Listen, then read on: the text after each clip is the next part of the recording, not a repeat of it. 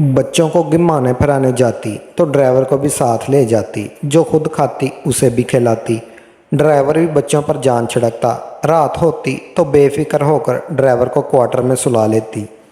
लेकिन एक रात क्वार्टर की छत चोने लगी तो ड्राइवर को बोला, आज मेरे कमरे में सो जाओ, मगर उस रात होश उड़ गए। ड्राइवर, मेरे शौहर ने एक पठान जवान और खूबसूरत ड्राइवर रखा था। जब पहली बार मैंने उसको देखा तो मैं गुमसुम सी उसे देखती रह गई। वो इतना खूबसूरत था कि देखने वाले नज़रें पलटना ही भूल जाए। और मैं हुस्न परस्त औरत थी, खुद भी हसीन थी, मगर मेरा शौहर ज़रा भी प्यार ना था। हमारे यहाँ रवाज था कि शादी के बाद ही दुल्हन दुल्हा को देखती है। ना तस्वीर दिखाई जाती थी और ना ही हमारी रजामंदी पूछी जाती थी। ये सब फैसले हमारे बड़े ही करते थे। मेरी शादी पर भी ऐसा ही हुआ था। मैं खूबसूरत तो थी, इसलिए ख्वाब भी ऐसे नहीं शौहर के देखे थे। मुझे लगा कि मेरे वालिदैन मेरे लिए ऐसा हमसफ़र तलाश करेंगे जो देखने में मुझ जैसा हो। आसम से जब मेरी मंगनी हुई तो मेरी बड़ी ख्वाहिश थी कि मुझे कोई इसकी तस्वीर ही दिखा दे, लेकिन नहीं, मेरे वालिद ने इस मामले पर बड़े सख्त थे और मेरे वालदा मेरे वालिद से बेहद डरती थी।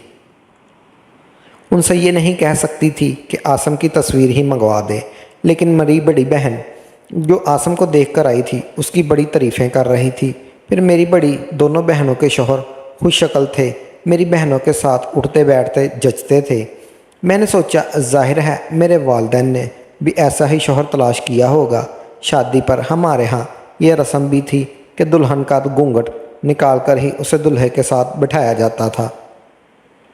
इसलिए अब तक आसम को देख ही नहीं पाई। ससुराल पहुंची तो मुझे कमरे में लाकर बिठा दिया गया। रात को ही आसम कमरे में आए। मैं घूंघट के अंदर ही शर्माई शर्माई सी बैठी थी, लेकिन जैसे ही उन्होंने मेरा घूंघट उठाया, मैं ये देखकर अपनी नज़रें चुरा गई थी। मुझे लगा मेरा दिल जन से टूटा है। आसम मेरे तसव्वुर से बिल्कुल बरक्स थे। सांवली रंगत, बेदे नैन नक्श, सामने के दो दांत मुस्कुराने से बाहर साफ नुमायां हो रहे थे। ये देखकर तो मेरी आंखों से आंसू ही छलक गए थे। जब ने मेरे हाथ पकड़ा तो अपने सफ़ेद दूधिया रंगत वाली कलाई मुझे आसम के सांवले हाथों में बुरी सी लग रही थी। मैं ये सोचने लगी कि आखिर मेरे माँ बाप ने आसम के अंदर देखा क्या था। मैं कैसे इस शख्स के साथ ज़िंदगी गुजारूंगी। मेरे यूं रोने पर आसम मेरे रोने की वजह पूछने लगे। मैं क्या वजह बताती, जो असल वजह थी। अगर वो बता देती तो मुझे शायद छोड़ ही देते। इसलिए मैंने कहा, घर वालों से उदास हूँ। हमारे यहाँ तलाक का भी कोई तसव्वुर ना था।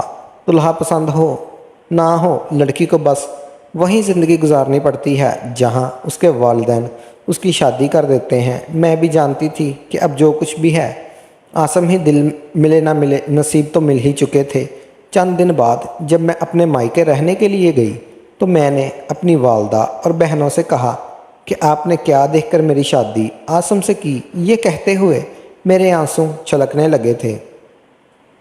मेरी बहनें मुझे हक्का बक्का देखने लगी। मेरी वालदा कहने लगी, क्या कमी है उसमें, अच्छा खासा कमाता है, बल्कि तुम तो अपने दोनों बहनों में ज़्यादा सुखी ज़िंदगी गुजारोगी। आसम का अपना बड़ा घर है, अच्छा खाता पीता है, गाड़ी है। तुम्हारी बहनों के शौहर तो किराए के घरों में रहते हैं। मोटरसाइकिल पर भी तुम्हारे दोनों बहनें शौहरों के साथ आती जाती हैं। मैंने कहा, अम्मा, मैंने ज़िंदगी इंसान के साथ गुजारनी थी, इसके घर के और गाड़ी के साथ नहीं। मैं भी मोटरसाइकिल का सफ़र कर लेती, किराए के घर में रह लेती, पर शौहर तो ऐसा होता जिसे देखने का जी चाहता। मेरी माँ ने मुझे डांटना शुरू कर दिया। कहने लगी, तू तो नाशुक्री औरत है, इतना भी बुरा नहीं है वो, अच्छा खासा ही तो है। मैंने कहा, ठीक है, आपको तो अच्छा खासा ही लगेगा, पसंद जो आपकी है मेरी तो नहीं है। मैं अपने वालिदैन से इस कदर बदज़हन हो गई थी कि मैंने उनके घर जाना ही छोड़ दिया था। ज़्यादा वक़्त मैं आसम के घर पर ही गुजारती थी। इसके वालिदैन हयात ना थे। बहुत बड़ा घर था, नौकर थे, चाकर थे, सब कुछ था, बस जिसके साथ मुझे वक़्त गुजारना था वो मुझे पसंद ना था। जब भी आसम मेरे साथ बैठता, बातें करता, तो मैं बहाने से उठती और कहती, मेरे सर में दर्द है, मुझे नींद आ रही है। कभी कहती कि पूरा दिन मुलाजमों से काम करवाते करवाते मैं थक जाती हूँ, मैं जल्दी सोने की आदी हूँ। ना मुझे समझ आता, मैं उसे बनाती रहती। वो चुपचाप एक टक मुझे ना देखता।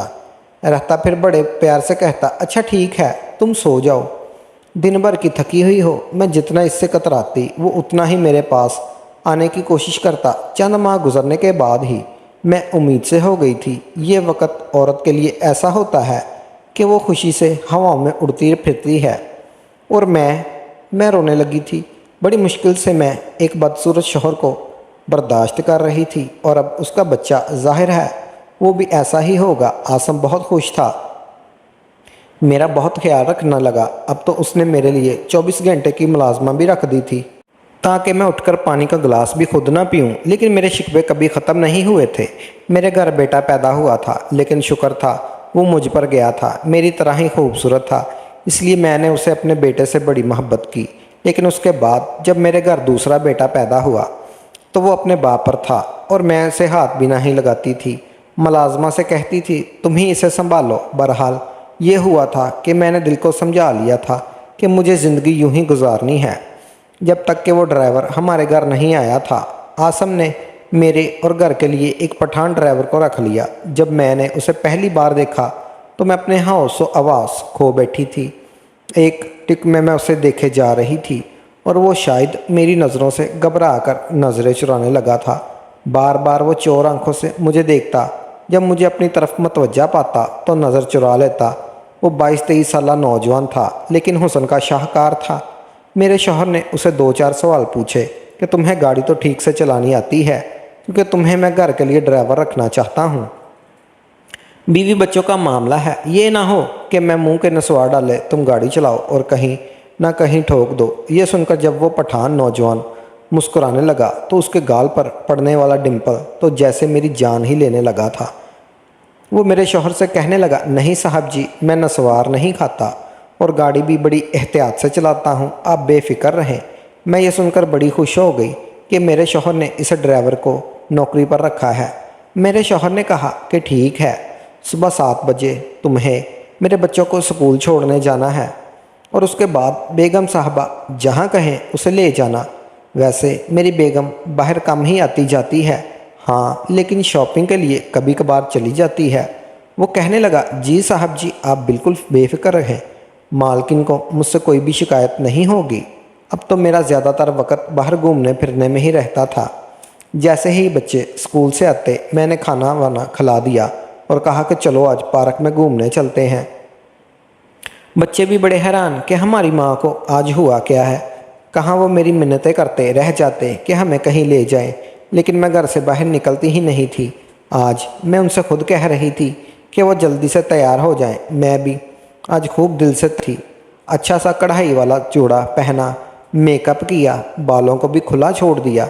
जैसे ही मैं बाहर आई तो ड्राइवर अपने कंधे पर रखे रुमाल से गाड़ी का शीशा और गाड़ी साफ़ कर रहा था। मैंने कहा, जल्दी से गाड़ी में बैठो, हमने पार्क जाना है। वो फ़ौरन से सर हिलाता हुआ गाड़ी में बैठ गया। चौकीदार ने मेन दरवाज़ा खोल दिया। मेरे बच्चे गाड़ी की पिछली नशिस्त पर बैठ गए और मैंने गाड़ी का जब फ्रंट डोर खोला तो वो पठान नौजवान ड्राइवर मुझे देखने लगा। कहने लगा, बेगम साहबा आप पीछे बैठ जाओ। मैंने कहा, क्यों, आगे बैठने में क्या मसला है? वैसे भी मुझे आगे बैठने की आदत है, इसलिए मैं आगे ही बैठूंगी। ये कहकर मैं आराम से उसके साथ बैठ गई। लेकिन मैंने महसूस किया कि मेरा यूं फ्रंट सीट पर बैठना उसे बिल्कुल अच्छा नहीं लगा। वो माथे पर त्योरी चढ़ाते हुए गाड़ी चला रहा था और मैं चाहती थी कि उसके दिल में मेरे लिए कोई भी बदगुमानी न पैदा हो, वो मुझे बुरा ना समझे। इसलिए जब हम पार्क में गए तो मैंने कहा, तुम भी अंदर आ जाओ, गाड़ी में बैठे बैठे क्या करोगे? वो खामोशी से पार्क के एक बेंच में बैठ गया।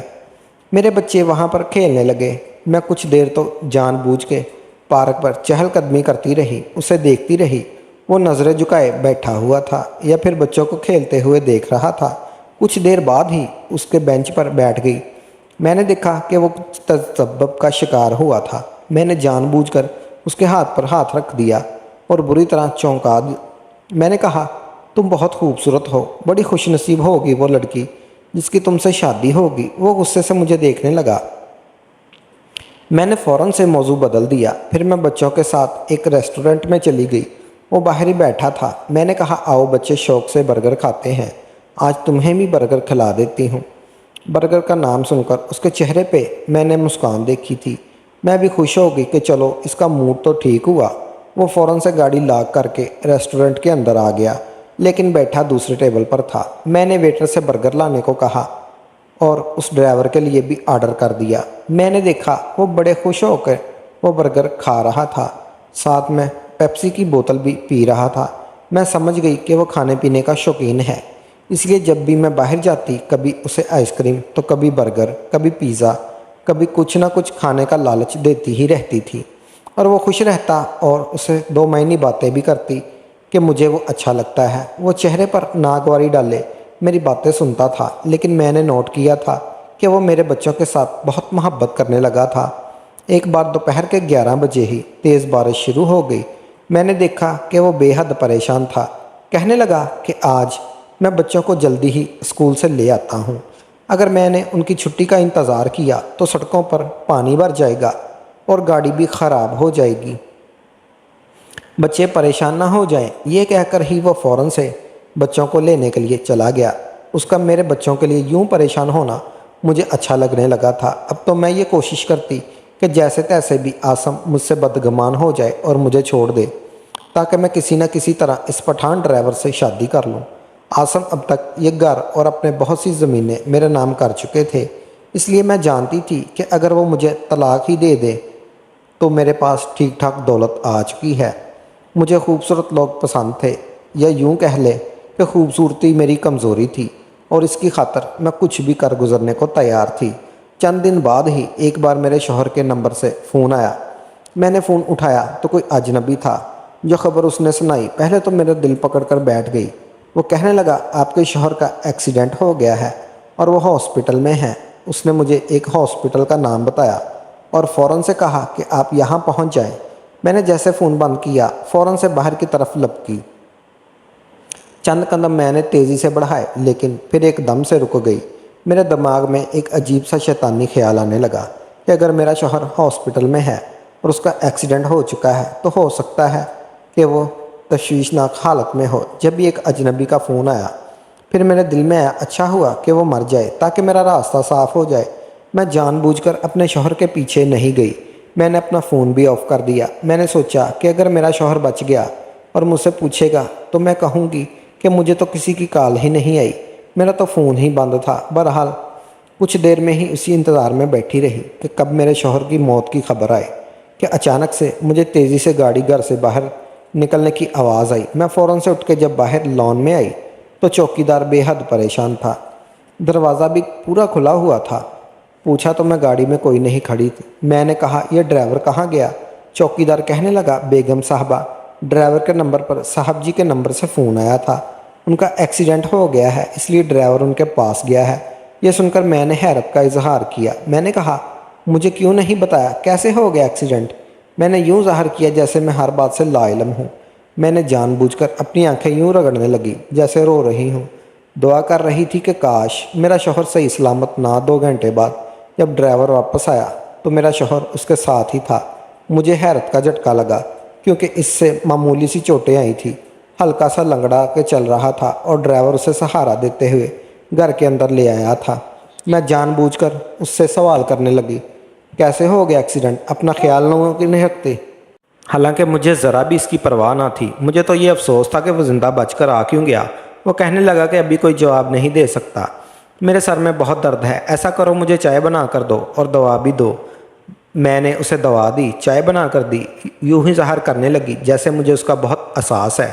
اس کے بعد چند دنوں میں وہ ٹھیک ہو گیا۔ ایک دن مجھ سے کہنے لگا میں بیمار رہنے لگا ہوں، جو اس کے لیے اپنی باقی جائیداد بھی تمہارے نام کرنا چاہتا ہوں۔ اس نے چند پیپر مجھ سے سائن کروا لیے۔ میں تو خوش ہو گئی تھی، لیکن ایک بار مجھے موقع مل گیا۔ اس بار بارش رات کو برسی تھی۔ تقریباً 10 بجے ایسی طوفانی بارش ہوئی کہ میرے شوہر کا فون آ گیا کہ وہ فارم ہاؤس پر اپنے دوستوں کے ساتھ گیا تھا اور بری طرح سے پھنس گیا ہے، اس لیے ہو سکتا ہے کہ رات کو واپس نہ آ سکے۔ میں نے سوچا یہ موقع اچھا ہے، میں کسی بہانے سے ڈرائیور کو اپنے کمرے میں بلا لیتی ہوں، کیونکہ میں جانتی تھی کہ جس کوارٹر میں ڈرائیور ہوتا ہے اس کی چھت پر جگہ جگہ شگاف پڑ چکے ہیں۔ جب بارش ہوتی ہے پانی سارا کمرے میں آ جاتا ہے۔ میں فوراً سے چھتری لے کر باہر آئی۔ چوکیدار بھی اپنے کوارٹر میں جا چکا تھا۔ میں نے فوراً سے ڈرائیور کو کوارٹر کے دروازے پر دستک دی۔ وہ شخص سویا ہوا نہیں تھا، سو بھی کیسے سکتا تھا؟ اس کا تو پورا کوارٹر پانی سے بھر چکا تھا۔ اس نے دروازہ کھولا اور بیزاری سے مجھے دیکھنے لگا۔ چھت سے پانی ٹپک رہا تھا اور وہ چارپائی کھڑی کیے ہوئے دیکھ رہا تھا کہ کب پانی گرنا بند ہو اور وہ لیٹے۔ میں نے کہا، او تمہارا تو سارا کوارٹر پانی سے بھر گیا ہے، ایسا کرو تم اندر آ کے سو جاؤ۔ وہ کہنے لگا، بہت شکریہ بی بی جی، کیونکہ مجھے نہیں لگتا رات بھر بارش رکے گی اور میں یہی سوچ رہا تھا کہ میں نے کیسے سوؤں گا۔ لیکن جیسے ہی وہ لاؤنج کے اندر داخل ہوا، میں نے اسے اپنے کمرے میں جانے کا اشارہ کیا۔ کہنے لگا، میں کیسے آپ کے کمرے میں سو سکتا ہوں؟ میں نے کہا، تمہارے صاحب فارم ہاؤس گئے ہیں اور رات گھر واپس نہیں آئیں گے۔ میرا کیا ہے، میں بچوں کے کمرے میں جا کر سو جاؤں گی، تم آرام سے میرے کمرے میں سو جاؤ۔ پہلے تو وہ کتراتا رہا، انکار بھی کرتا رہا، لیکن میرے بار بار اصرار کرنے پر وہ میرے کمرے میں چلا گیا۔ کچھ دیر میں بچوں کے کمرے میں بیٹھی رہی کہ اچانک سے میرے شوہر کی کال آ گئی۔ وہ کہنے لگا کہ راستے میں ہے، بس کچھ ہی دیر گھر پہنچ جائے گا۔ یہ سن کر پہلے تو میرا دل بڑا برا سا ہو گیا، لیکن پھر میرے دماغ میں ایک اور آئیڈیا آیا۔ میں نے سوچا کہ اس طرح میرا شوہر مجھے فوراً سے طلاق دے دے گا۔ میں فٹافٹ سے اٹھی اور اپنے کمرے میں چلی گئی۔ وہ ڈرائیور میرے بیڈ پر سو رہا تھا۔ جیسے ہی میں نے کمرے کا دروازہ بند کیا، وہ جھٹ سے اٹھ بیٹھا۔ مجھے یوں ہی کمرے میں دیکھ کر وہ گھبرا گیا۔ کہنے لگا، آپ کمرے میں کیا کر رہی ہو؟ مجھے پتا تھا کہ کچھ ہی دیر میں میرا شوہر یہاں پہنچ جائے گا، اس لیے میں اس کے ساتھ لگ گئی۔ وہ مجھ سے اپنا آپ چھڑوانے لگا۔ میں نے جان بوجھ کر اپنی بازو پھاڑ دیے اور یوں ظاہر کرنے لگی جیسے کہ وہ میرے ساتھ بدتمیزی کر رہا ہو، اور شور مچانے لگی۔ عین اسی وقت میرے شوہر نے دروازہ کھولا تو میں رونے لگی اور روتے ہوئے اپنے شوہر کے ساتھ لگ گئی۔ میں نے کہا، یہ ڈرائیور میرے ساتھ میرا یہ کہنا تھا کہ میرے شوہر نے ایک زوردار تھپڑ میرے منہ پر مارا۔ یہ دیکھ کر میں حیران رہ گئی۔ وہ ڈرائیور ہاتھ باندھے کھڑا تھا۔ میرا شوہر کہنے لگا، میں سب جانتا ہوں کہ تم میرے ساتھ کیا ڈرامہ رچا رہی ہو۔ میں نے سب کچھ اپنی آنکھوں سے دیکھا ہے، کیونکہ میں نے اس کمرے میں کیمرہ لگا رکھا تھا۔ مجھے پہلے ہی شک تھا کہ تم اس ڈرائیور کو اچھی نظر سے نہیں دیکھتی، اور پھر تمہاری ساری باتیں یہ ڈرائیور مجھے بتاتا تھا۔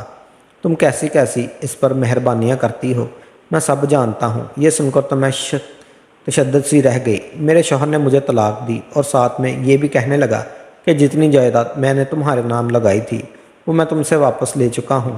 جس پیپر پر میں نے تم سے سائن کروائے تھے وہ پیپر آف اٹھارٹی کے پیپر تھے۔ جب تم میری وفادار نہیں ہو تو پھر میرے کسی چیز پہ تمہارا حق بھی نہیں ہے۔ میں روتی دھوتی اپنے گھر چلی گئی تھی۔ مجھے آج اپنے آپ پر بے حد افسوس ہو رہا تھا۔ میں نے اپنی خود پسندی میں اپنا گھر اجاڑ دیا تھا۔ کاش کہ میں اپنے شوہر سے ہی محبت کرتی، اسے اپنی وفا دیتی، تو حالات آج کچھ اور ہوتے۔